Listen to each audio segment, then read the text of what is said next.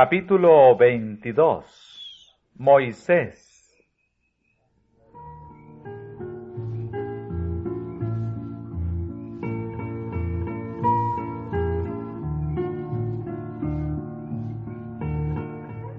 Para proveerse de alimentos durante el tiempo de hambre, el pueblo egipcio había vendido a la corona su ganado y sus tierras, y finalmente se habían comprometido a una servidumbre perpetua. Pero José proveyó sabiamente para su liberación. Les permitió que fuesen arrendatarios del rey, quien seguía conservando las tierras y a quien le pagaban un tributo anual de 1/5 de los productos de su trabajo.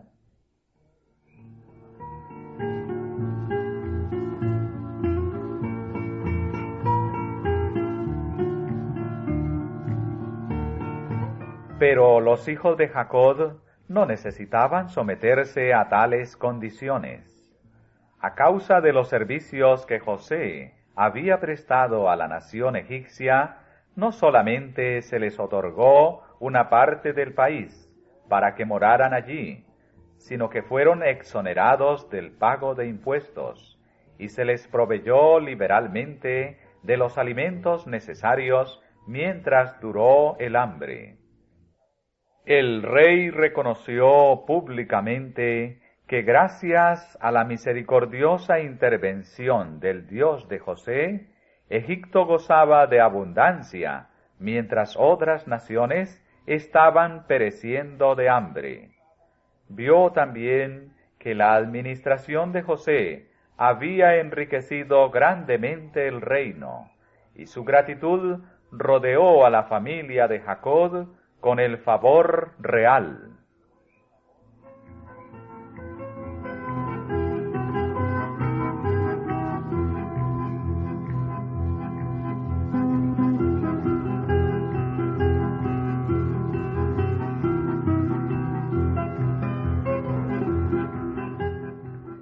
Pero con el correr del tiempo, el gran hombre a quien Egipto debía tanto y la generación bendecida por su obra descendieron al sepulcro.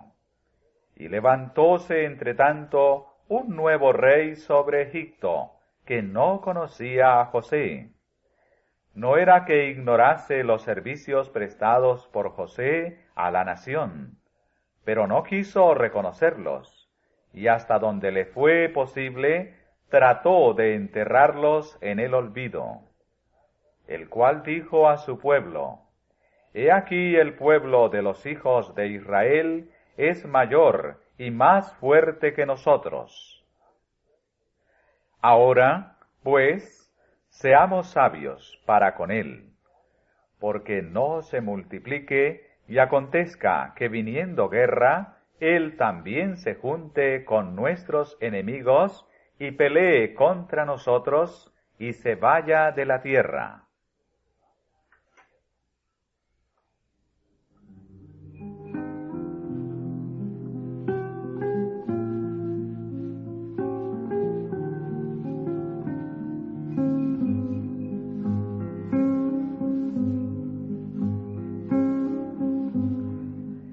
Los israelitas se habían hecho ya muy numerosos, crecieron y multiplicaron y fueron aumentados y corroborados en extremo, y llenóse la tierra de ellos. Gracias al cuidado protector de José y al favor del rey que gobernaba en aquel entonces, se habían diseminado rápidamente por el país, pero se habían mantenido como una raza distinta, sin tener nada en común con los egipcios en sus costumbres o en su religión, y su número creciente excitaba el recelo del rey y su pueblo, pues temían que en caso de guerra se uniesen con los enemigos de Egipto. Sin embargo, las leyes prohibían que fueran expulsados del país. Muchos de ellos eran obreros capacitados y entendidos, y contribuían grandemente a la riqueza de la nación. El rey los necesitaba para la construcción de sus magníficos palacios y templos. Por lo tanto, los equiparó con los egipcios que se habían vendido con sus posesiones al reino. Poco después puso sobre ellos comisarios de tributos y completó su esclavitud. Y los egipcios hicieron servir a los hijos de Israel con dureza, y amargaron su vida con dura servidumbre, en hacer barro y ladrillo, y en toda labor del campo, y en todo su servicio, al cual los obligaban con rigorismo. Empero, cuanto más los oprimían, tanto más se multiplicaban y crecían.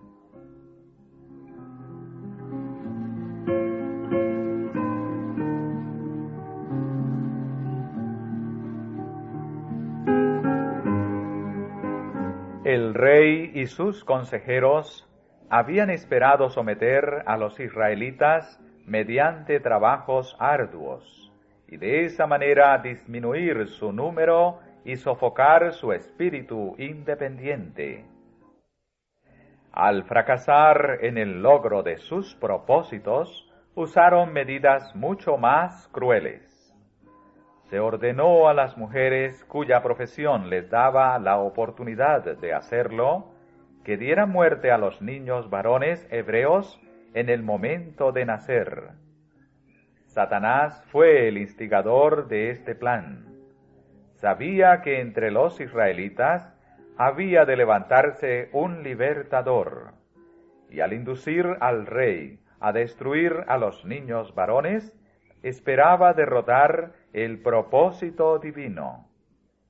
Pero esas mujeres temían a Dios y no osaron cumplir tan cruel mandato. El Señor aprobó su conducta y las hizo prosperar. El rey, disgustado por el fracaso de su propósito, dio a la orden un carácter más urgente y general. Pidió a toda la nación que buscara y diera muerte a sus víctimas desamparadas. Entonces Faraón mandó a todo su pueblo diciendo: Echad en el río todo hijo que naciere, y a toda hija reservad la vida.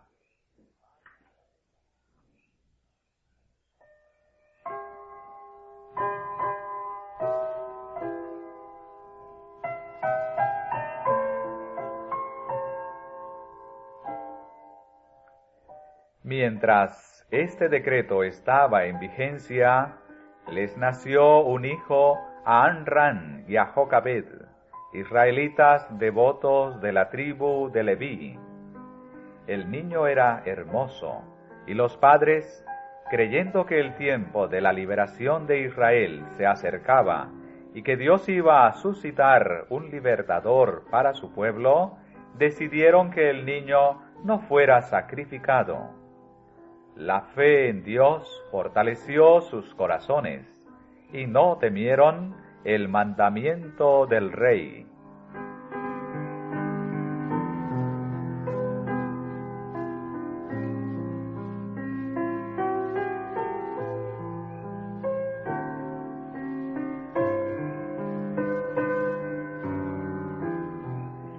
La madre logró ocultar al niño durante 3 meses. Entonces, viendo que ya no podía esconderlo con seguridad, preparó una arquilla de juncos, la impermeabilizó con pez y betún, y colocando al niño en ella, la depositó en un carrizal de la orilla del río. No se atrevió a permanecer allí para cuidarla ella misma, por temor a que se perdiera tanto la vida del niño como la suya. Pero María, la hermana del niño, quedó allí cerca, aparentando indiferencia, pero vigilando ansiosamente para ver qué sería de su hermanito. y había otros observadores. Las fervorosas oraciones de la madre habían confiado a su hijo al cuidado de Dios, e invisibles ángeles vigilaban la humilde cuna. Ellos dirigieron a la hija de Faraón hacia aquel sitio. La arquilla llamó su atención, y cuando vio al hermoso niño, una sola mirada le bastó para leer su historia. Las lágrimas del pequeño despertaron su compasión, y sus simpatías se conmovieron al pensar en la madre desconocida que había apelado a este medio para preservar la vida de su precioso hijo. Decidió salvarlo, adoptándole como hijo suyo.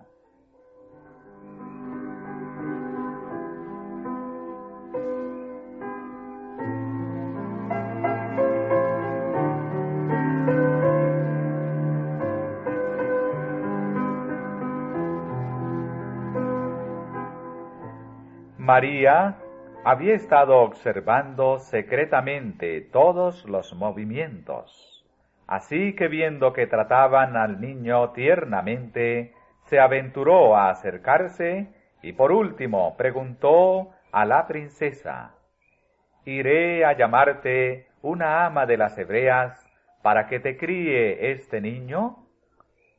Se le autorizó a que lo hiciera.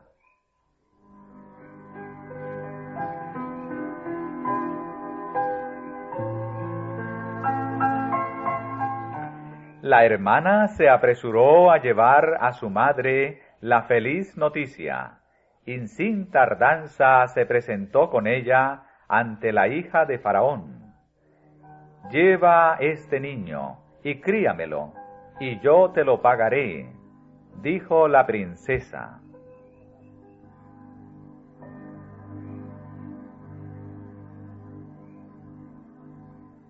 Dios había oído las oraciones de la madre. Su fe fue premiada. Con profunda gratitud emprendió su tarea, que ahora no entrañaba peligro. Aprovechó fielmente la oportunidad de educar a su hijo para Dios. Estaba segura de que había sido preservado para una gran obra, y sabía que pronto debería entregarlo a su madre adoptiva, y se vería rodeado de influencias que tenderían a apartarlo de Dios. Todo esto la hizo más diligente y cuidadosa en su instrucción que en la de sus otros hijos. Trató de inculcarle la reverencia a Dios y el amor a la verdad y a la justicia, y oró fervorosamente que fuese preservado de toda influencia corruptora. Le mostró la insensatez y el pecado de la idolatría, y desde muy temprana edad le enseñó a postrarse y orar al Dios viviente, el único que podía oírle y ayudarle en toda emergencia.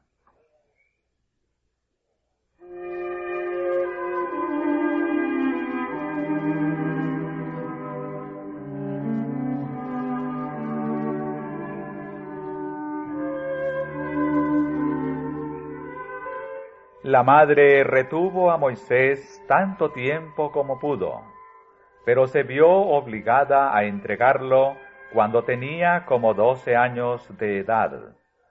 De su humilde cabaña fue llevado al palacio real, y la hija de Faraón lo prohijó. Pero en Moisés no se borraron las impresiones que había recibido en su niñez. No podía olvidar las lecciones que aprendió junto a su madre. Le fueron un escudo contra el orgullo, la incredulidad y los vicios que florecían en medio del esplendor de la corte.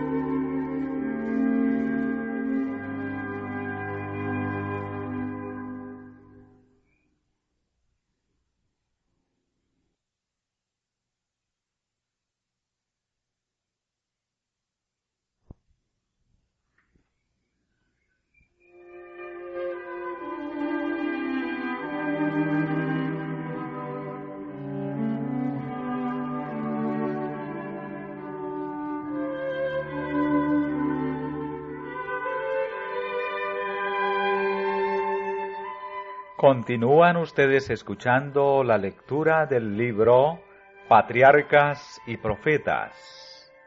Continuación del capítulo 22, titulado Moisés.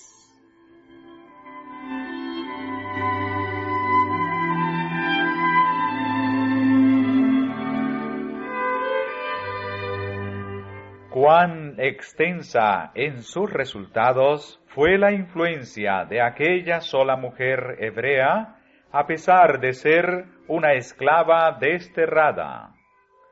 Toda la vida de Moisés y la gran misión que cumplió como caudillo de Israel dan fe de la importancia de la obra de una madre piadosa. Ninguna otra tarea se puede igualar a esta. En un grado sumo, la madre modela con sus manos el destino de sus hijos. Influye en las mentes y los caracteres y obra no sólo para el presente, sino también para la eternidad. Siembra la semilla que germinará y dará fruto, ya sea para bien o para mal.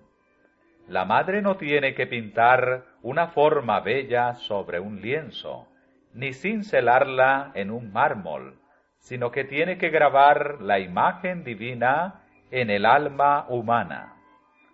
Muy especialmente durante los años tiernos de los hijos, descansa sobre ella la responsabilidad de formar su carácter. Las impresiones que en ese tiempo se hacen sobre sus mentes, que están en proceso de desarrollo, permanecerán a través de toda su vida. Los padres debieran dirigir la instrucción y la educación de sus hijos mientras son niños, con el propósito de que sean piadosos. Son puestos bajo nuestro cuidado para que los eduquemos, no como herederos del trono de un imperio terrenal, sino como reyes para Dios, que han de reinar al través de las edades sempiternas.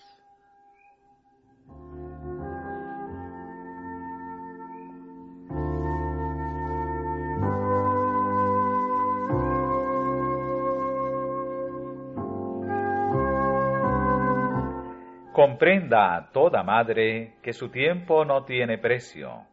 Su obra ha de probarse en el solemne día de la rendición de cuentas. Entonces se hallará que muchos fracasos y crímenes de los hombres y mujeres fueron resultado de la ignorancia y negligencia de quienes debieron haber guiado sus pies infantiles por el camino recto. Entonces se hallará que muchos de los que beneficiaron al mundo con la luz del genio, la verdad y santidad, recibieron de una madre cristiana y piadosa los principios que fueron la fuente de su influencia y éxito.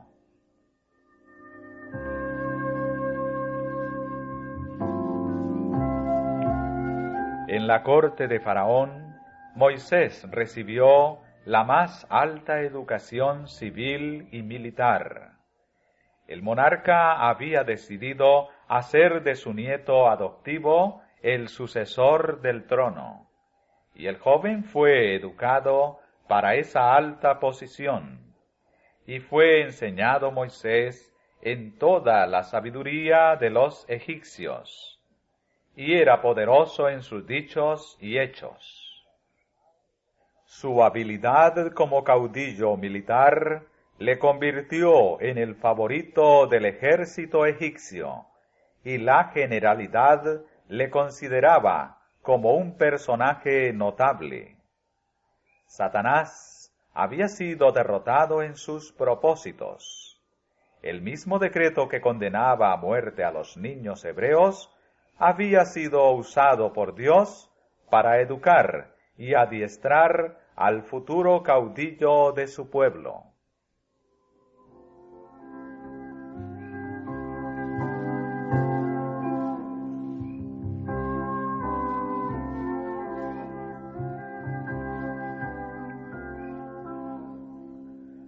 A los ancianos de Israel les comunicaron los ángeles que la época de su liberación se acercaba y que Moisés era el hombre que Dios emplearía para realizar esta obra. Los ángeles también instruyeron a Moisés, diciéndole que Jehová le había elegido para poner fin a la servidumbre de su pueblo. Suponiendo Moisés que los hebreos habían de obtener su libertad mediante la fuerza de las armas, esperaba dirigir las huestes hebreas contra los ejércitos egipcios, y teniendo esto en cuenta, fue cuidadoso con sus afectos, para evitar que por apego a su madre adoptiva o a Faraón, no se sintiese libre para hacer la voluntad de Dios.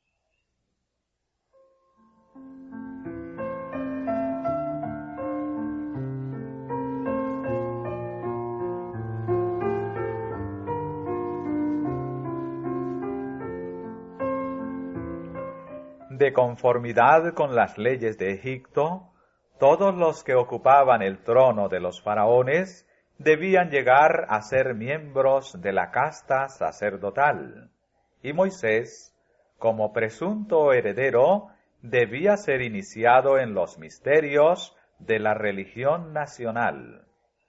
Se responsabilizó de esto a los sacerdotes, pero aunque era celoso e incansable estudiante, no pudieron inducirle a la adoración de los dioses. Fue amenazado con la pérdida de la corona, y se le advirtió que sería desheredado por la princesa si insistía en su apego a la fe hebrea. Pero permaneció inconmovible en su determinación de no rendir homenaje a otro Dios que el hacedor del cielo y de la tierra.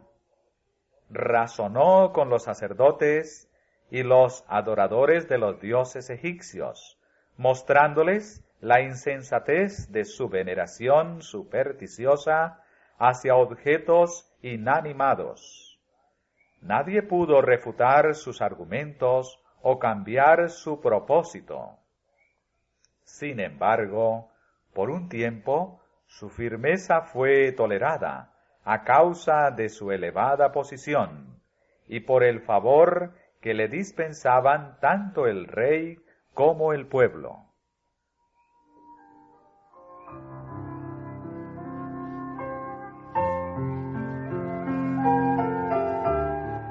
Por fe Moisés, hecho ya grande, rehusó ser llamado hijo de la hija de Faraón, escogiendo antes ser afligido con el pueblo de Dios, que gozar de comodidades temporales de pecado, teniendo por mayores riquezas el vituperio de Cristo que los tesoros de los egipcios, porque miraba la remuneración.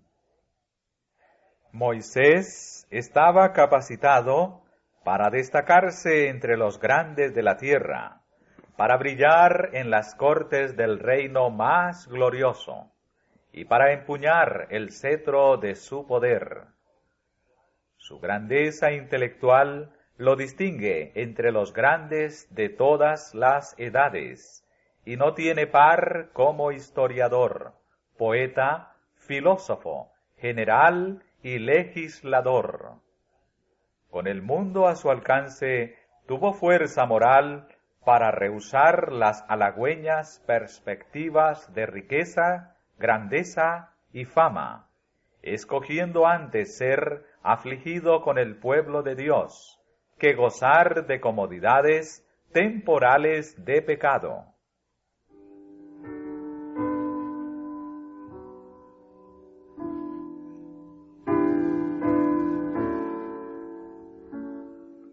Moisés había sido instruido tocante al galardón final que será dado a los humildes y obedientes siervos de Dios, y en comparación con el cual la ganancia mundanal se hundía en su propia insignificancia.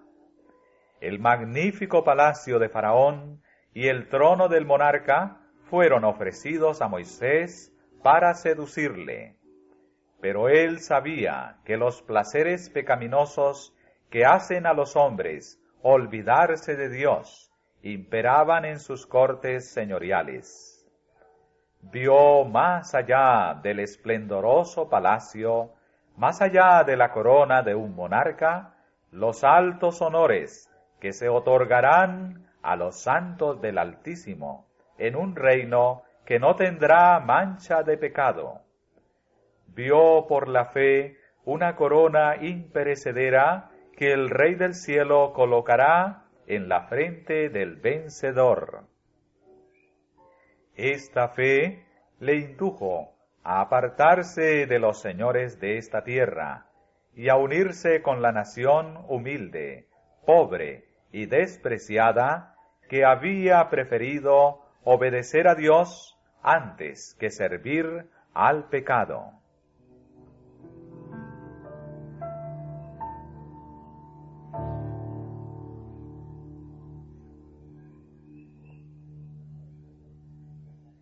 Moisés permaneció en la corte hasta los 40 años de edad.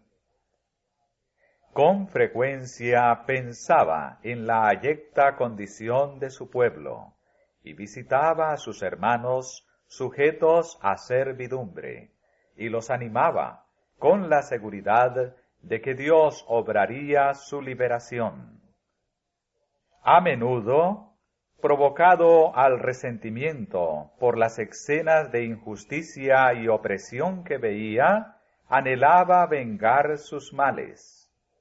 Un día, en una de sus visitas, al ver que un egipcio golpeaba a un israelita, se arrojó sobre aquél y le dio muerte.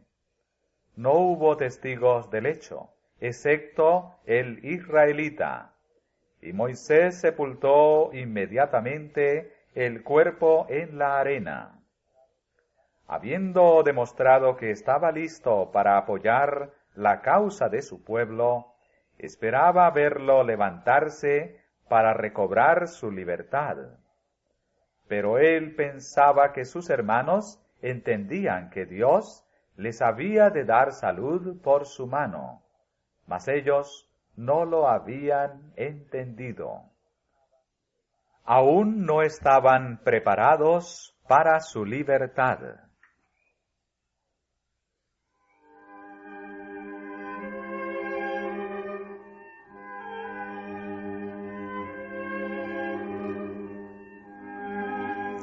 Al siguiente día Moisés vio a dos hebreos que reñían entre sí.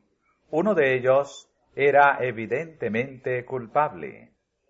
Moisés le reprendió y el hombre, oponiéndosele, le negó el derecho a intervenir y le acusó así vilmente de un crimen. ¿Quién te ha puesto a ti por príncipe y juez sobre nosotros? ¿Piensas matarme como mataste al egipcio?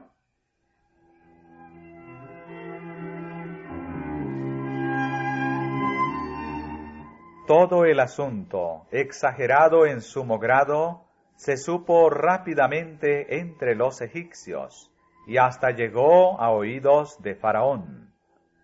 Se le dijo al rey que este acto era muy significativo, que Moisés tenía el propósito de acaudillar a su pueblo contra los egipcios, que quería derrocar el gobierno y ocupar el trono, y que no habría seguridad para el reino mientras él viviese. El monarca decidió enseguida que debía morir. Reconociendo su peligro, Moisés huyó hacia Arabia.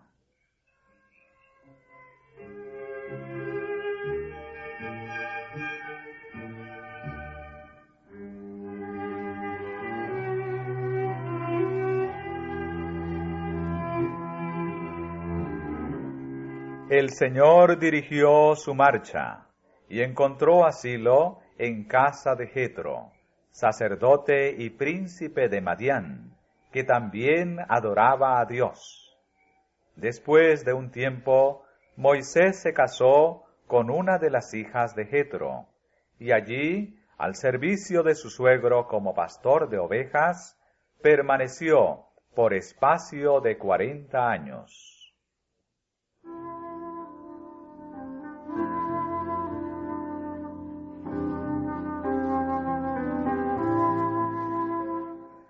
Al dar muerte al egipcio, Moisés había caído en el mismo error que cometieron tan a menudo sus antepasados, es decir, había intentado realizar por sí mismo lo que Dios había prometido hacer.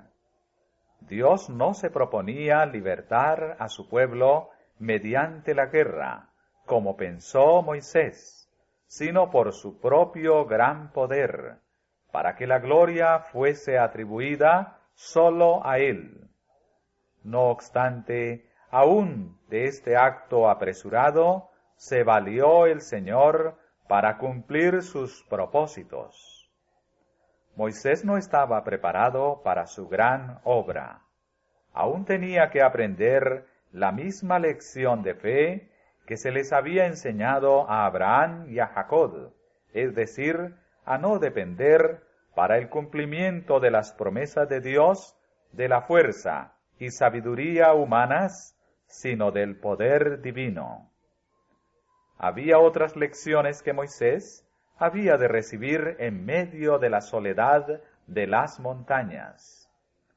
En la escuela de la abnegación y las durezas, había de aprender a ser paciente y a atemperar sus pasiones. Antes de poder gobernar sabiamente, debía ser educado en la obediencia.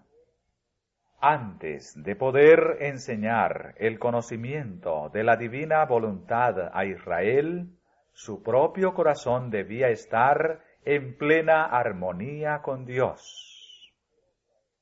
Mediante su propia experiencia, debía prepararse para ejercer un cuidado paternal sobre todos los que necesitasen su ayuda.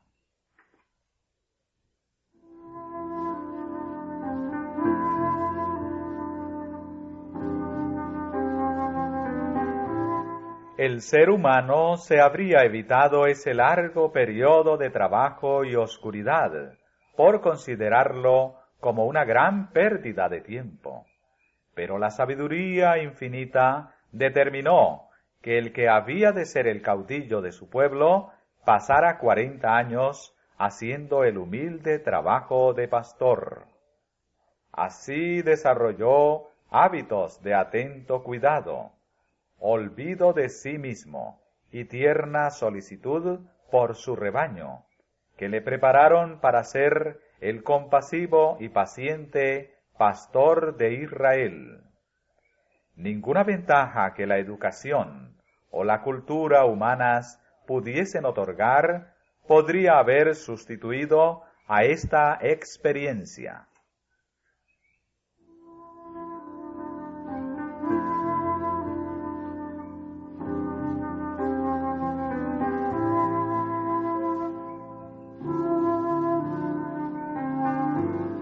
Moisés había aprendido muchas cosas que debía olvidar. Las influencias que le habían rodeado en Egipto, el amor a su madre adoptiva, su propia elevada posición como nieto del rey, el libertinaje que reinaba por doquiera, el refinamiento, la sutileza y el misticismo de una falsa religión, el esplendor del culto idólatra, la solemne grandeza de la arquitectura y de la escultura. Todo esto había dejado una profunda impresión en su mente entonces en desarrollo, y hasta cierto punto había amoldado sus hábitos y su carácter. El tiempo, el cambio de ambiente y la comunión con Dios podían hacer desaparecer estas impresiones. Exigiría de parte de Moisés mismo casi una lucha a muerte renunciar al error y aceptar la verdad. Pero Dios sería su ayudador cuando el conflicto fuese demasiado severo para sus fuerzas humanas.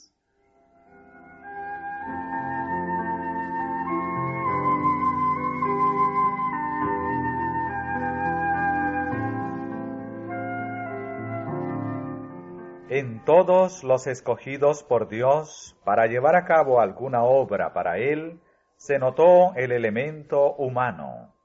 Sin embargo, no fueron personas de hábitos y caracteres estereotipados que se conformaran con permanecer en esa condición. Deseaban fervorosamente obtener sabiduría de Dios y aprender a servirle. Dice el apóstol: si alguno de vosotros tiene falta de sabiduría, demándela a Dios, el cual da a todos abundantemente y no se hiere, y le será dada. Pero Dios no dará luz divina al hombre mientras éste se halle contento con permanecer en las tinieblas.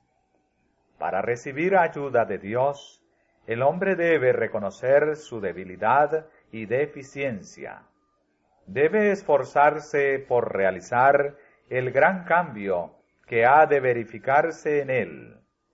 Debe comprender el valor de la oración y del esfuerzo perseverantes. Los malos hábitos y costumbres deben desterrarse, y sólo mediante un decidido esfuerzo por corregir estos errores y someterse a los sanos principios, se puede alcanzar la victoria. Muchos no llegan a la posición que podrían ocupar porque esperan que Dios haga por ellos lo que Él les ha dado poder para hacer por sí mismos. Todos los que están capacitados para ser de utilidad deben ser educados mediante la más severa disciplina mental y moral, y Dios les ayudará, uniendo su poder divino al esfuerzo humano.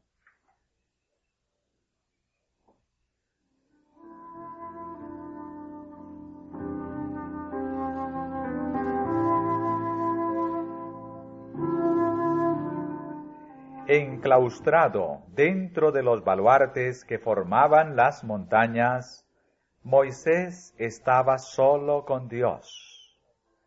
Los magníficos templos de Egipto ya no le impresionaban con su falsedad y superstición. En la solemne grandeza de las colinas sempiternas percibía la majestad del Altísimo, y por contraste comprendía cuán impotentes e insignificantes eran los dioses de Egipto. Por doquiera veía escrito el nombre del Creador. Moisés parecía encontrarse ante su presencia, eclipsado por su poder. Allí fueron barridos su orgullo y su confianza propia. En la austera sencillez de su vida del desierto, desaparecieron los resultados de la comodidad y el lujo de Egipto. Moisés llegó a ser paciente, reverente y humilde, muy manso, más que todos los hombres que había sobre la tierra. Y sin embargo, era fuerte en su fe en el poderoso Dios de Jacob.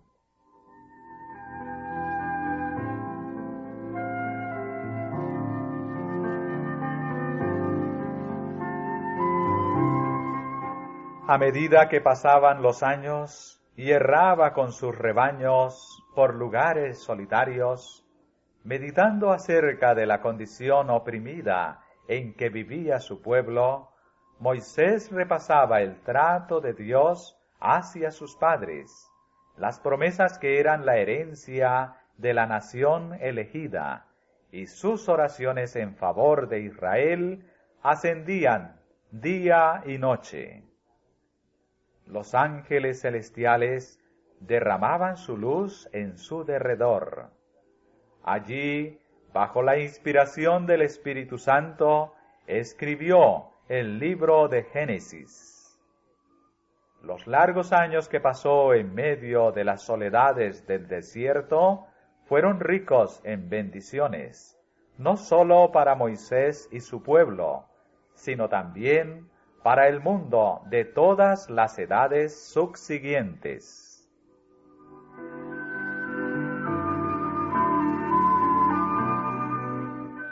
Y aconteció que después de muchos días murió el rey de Egipto, y los hijos de Israel suspiraron a causa de la servidumbre y clamaron. Y subió a Dios el clamor de ellos con motivo de su servidumbre.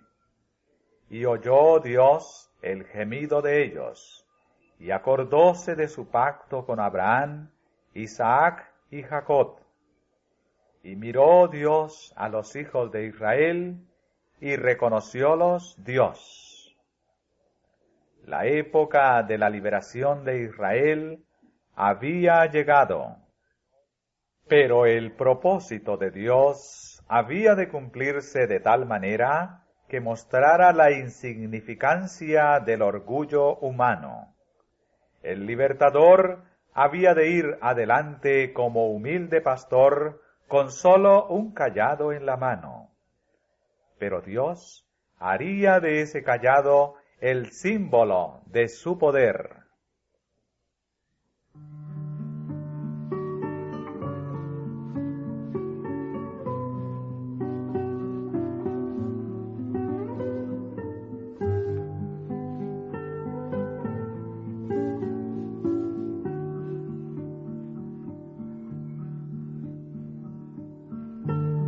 Un día, mientras apacentaba sus rebaños cerca de Horeb, monte de Dios, Moisés vio arder una zarza.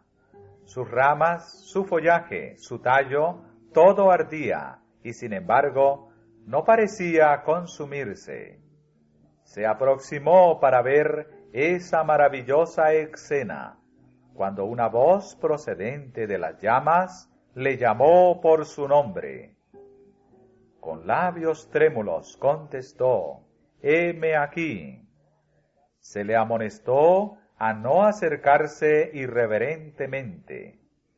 «Quita tus zapatos de tus pies, porque el lugar en que tú estás, tierra santa es. Yo soy el Dios de tu padre, Dios de Abraham, Dios de Isaac, Dios de Jacob». Era el que, como ángel del pacto, se había revelado a los padres en épocas pasadas. Entonces Moisés cubrió su rostro, porque tuvo miedo de mirar a Dios.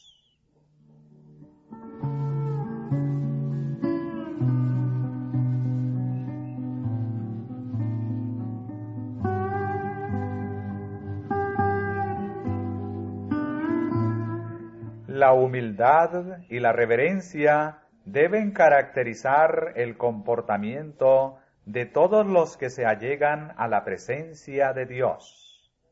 En el nombre de Jesús podemos acercarnos a Él con confianza, pero no debemos hacerlo con la osadía de la presunción, como si el Señor estuviese al mismo nivel que nosotros.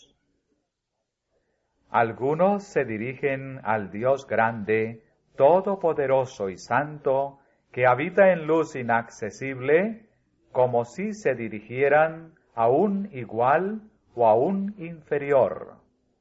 Hay quienes se comportan en la casa de Dios como no se atreverían a hacerlo en la sala de audiencias de un soberano terrenal. Los tales debieran recordar que están ante la vista de aquel a quien los serafines adoran y ante quien los ángeles cubren su rostro.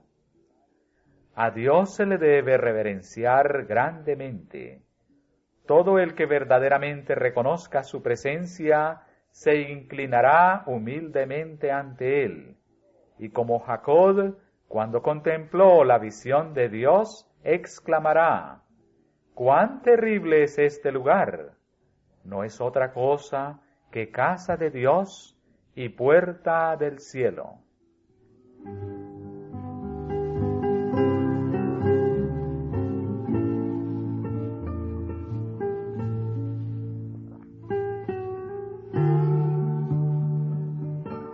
Mientras Moisés esperaba ante Dios con reverente temor, las palabras continuaron: Bien he visto la aflicción de mi pueblo que está en Egipto, y he oído su clamor a causa de sus exactores.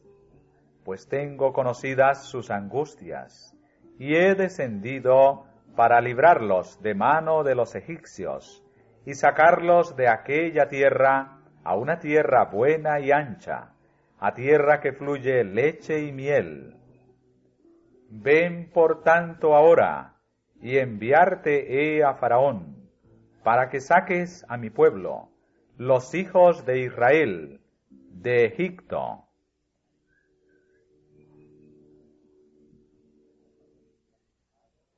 Sorprendido y asustado por este mandato, Moisés retrocedió diciendo: ¿Quién soy yo para que vaya a Faraón y saque de Egipto a los hijos de Israel?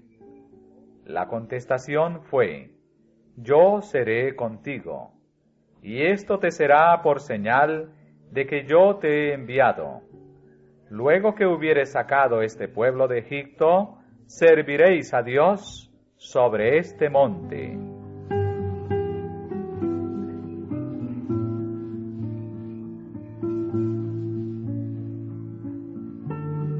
Moisés pensó en las dificultades que habría de encontrar en la ceguedad, la ignorancia y la incredulidad de su pueblo, entre el cual muchos casi no conocían a Dios.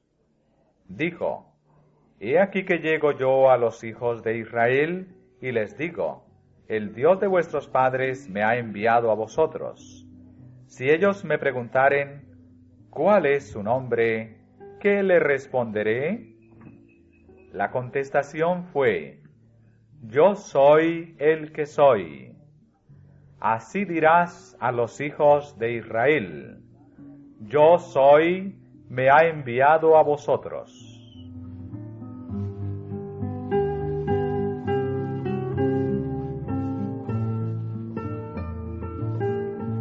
Se le ordenó a Moisés que reuniera primero a los ancianos de Israel, a los más nobles y rectos de entre ellos, a los que habían lamentado durante mucho tiempo su servidumbre, y que les declarase el mensaje de Dios, con la promesa de la liberación.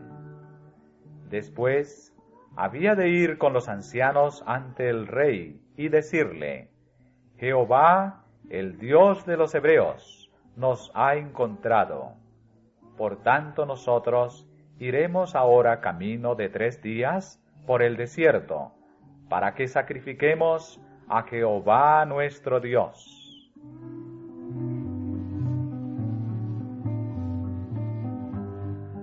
A Moisés se le había prevenido que Faraón se opondría a la súplica de permitir la salida de Israel.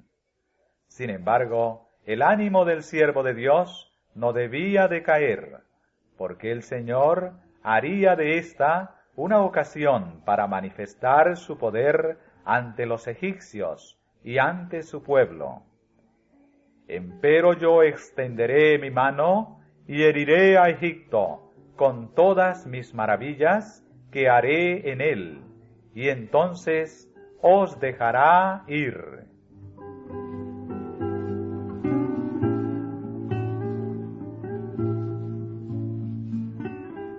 También se le dieron instrucciones acerca de las medidas que había de tomar para el viaje. El Señor declaró: Yo daré a este pueblo gracia en los ojos de los egipcios, para que cuando os partiereis no salgáis vacíos, sino que demandará cada mujer a su vecina y a su huéspeda vasos de plata, vasos de oro y vestidos.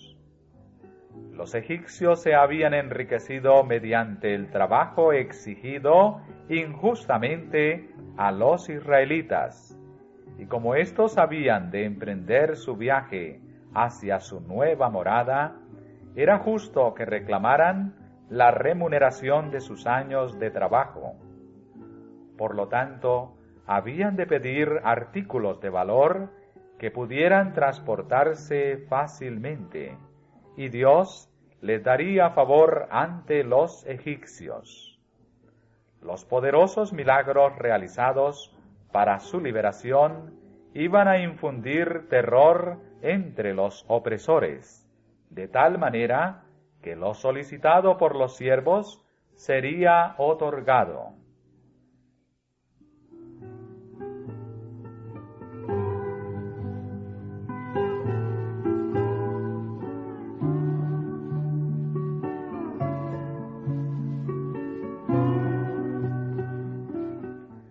Moisés veía ante sí dificultades que le parecían insalvables.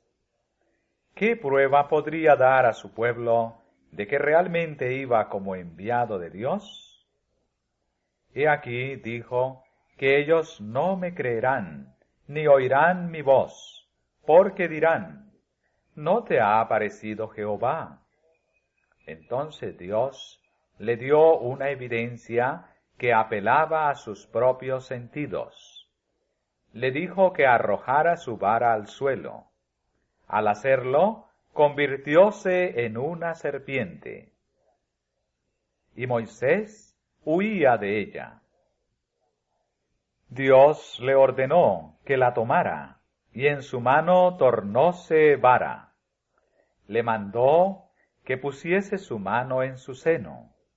Obedeció, y he aquí que su mano estaba leprosa como la nieve.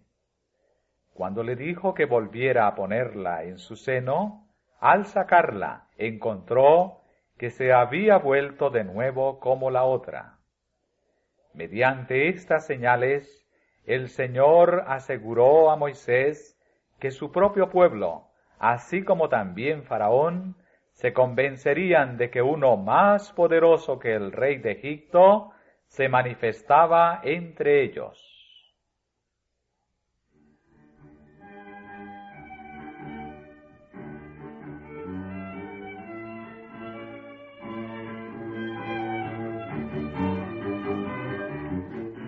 Pero el siervo de Dios todavía estaba anonadado por la obra extraña y maravillosa que se le pedía que hiciera. Acongojado y temeroso, alegó como excusa su falta de elocuencia. Dijo, «Ay, Señor, yo no soy hombre de palabras de ayer ni de antes de ayer, ni aun desde que tú hablas a tu siervo, porque soy tardo en el habla y torpe de lengua». Había estado tanto tiempo alejado de los egipcios que ya no tenía un conocimiento claro de su idioma, ni lo usaba con soltura como cuando estaba entre ellos.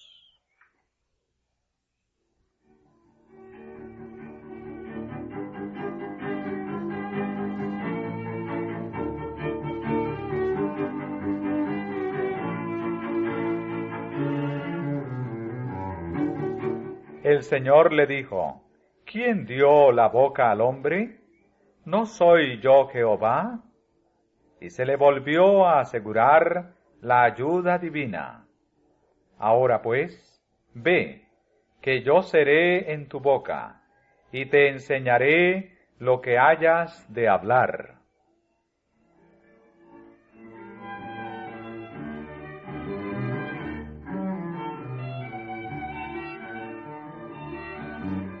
Pero Moisés insistió en que se escogiera a una persona más competente.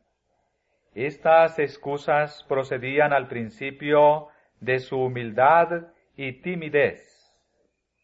Pero una vez que el Señor le hubo prometido quitar todas las dificultades y darle éxito, toda evasiva o queja referente a su falta de preparación demostraba falta de confianza en Dios. Entrañaba un temor de que Dios no tuviera capacidad para prepararlo para la gran obra a la cual le había llamado, o que había cometido un error en la selección del hombre.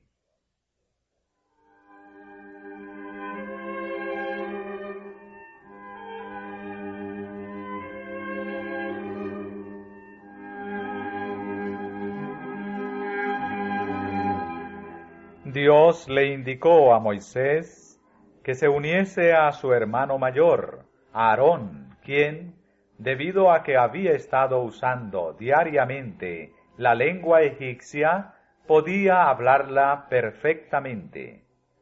Se le dijo que Aarón vendría a su encuentro. Las siguientes palabras del Señor fueron una orden perentoria. Tú hablarás a él, y pondrás en su boca las palabras, y yo seré en tu boca y en la suya, y os enseñaré lo que hayáis de hacer. Y él hablará por ti al pueblo, y él te será a ti en lugar de boca, y tú serás para él en lugar de Dios. Y tomarás esta vara en tu mano, con la cual harás las señales. Moisés no pudo oponerse más, pues todo fundamento para las excusas había desaparecido.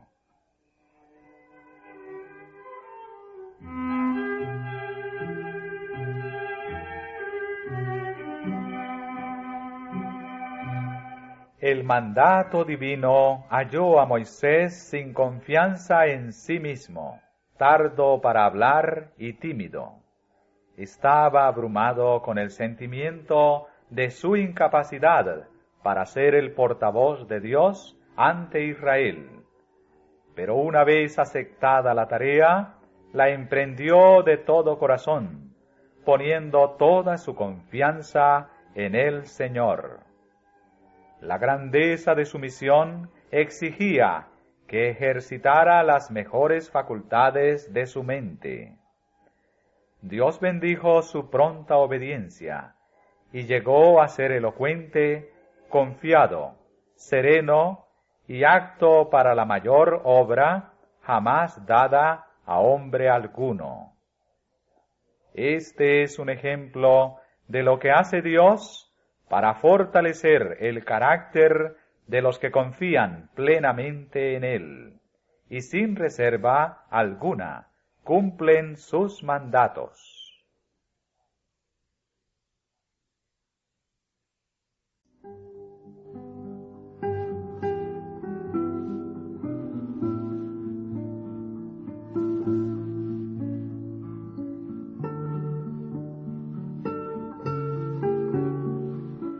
El hombre obtiene poder y eficiencia cuando acepta las responsabilidades que Dios deposita en él y procura con toda su alma la manera de capacitarse para cumplirlas bien. Por humilde que sea su posición o por limitada que sea su habilidad, el tal logrará verdadera grandeza si, confiando en la fortaleza divina, procura realizar su obra con fidelidad. Si Moisés hubiera dependido de su propia fuerza y sabiduría, y se hubiera mostrado deseoso de aceptar el gran encargo, habría revelado su entera ineptitud para tal obra. El hecho de que un hombre comprenda sus debilidades prueba por lo menos que reconoce la magnitud de la obra que se le asignó y que hará de Dios su consejero y fortaleza.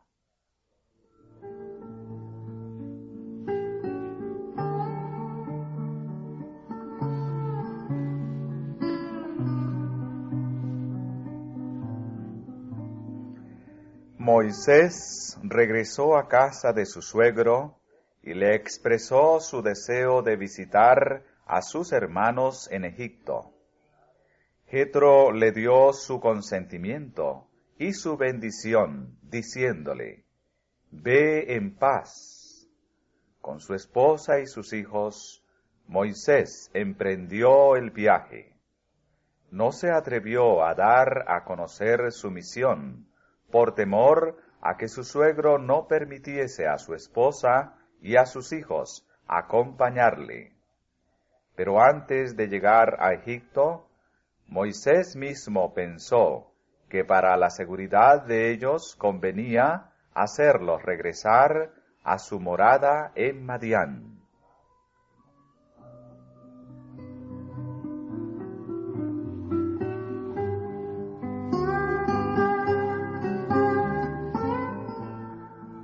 Un secreto temor a Faraón y a los egipcios, cuya ira se había encendido contra él hacía 40 años, había hecho que Moisés se sintiera aún menos dispuesto a volver a Egipto.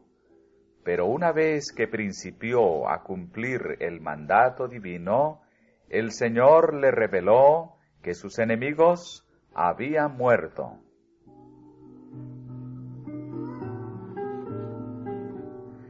Mientras se alejaba de Madián, Moisés tuvo una terrible y sorprendente manifestación del desagrado del Señor. Se le apareció un ángel en forma amenazadora, como si fuera a destruirle inmediatamente.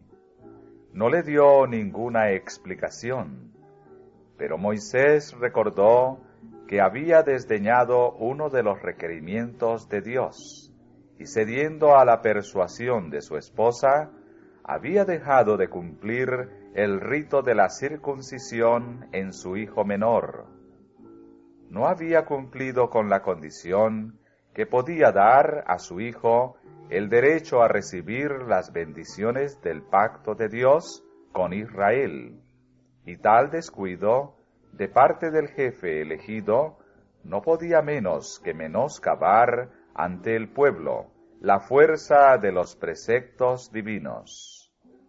Séfora, temiendo que su esposo fuese muerto, realizó ella misma el rito, y entonces el ángel permitió a Moisés continuar la marcha. En su misión ante Faraón, Moisés iba a exponerse a un gran peligro. Su vida podría conservarse solo mediante la protección de los santos ángeles. Pero no estaría seguro mientras tuviera un deber conocido sin cumplir, pues los ángeles de Dios no podrían escudarle. En el tiempo de la angustia que vendrá inmediatamente antes de la venida de Cristo, los justos serán resguardados por el ministerio de los santos ángeles, pero no habrá seguridad para el transgresor de la ley de Dios. Los ángeles no podrán entonces proteger a los que estén menospreciando uno de los preceptos divinos.